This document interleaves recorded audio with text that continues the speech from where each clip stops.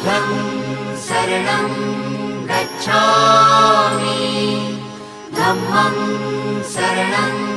गच्छामि संघं शरणं गच्छामि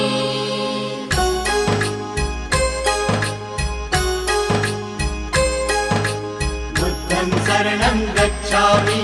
धम्मं शरणं गच्छामि संघं शरणं गच्छामि। त्याग मूर्ति तू शांत चित्त तू योग रूप संसारी दया प्रेम अन मानवतेचे प्रतीक तुझी ईश्वरी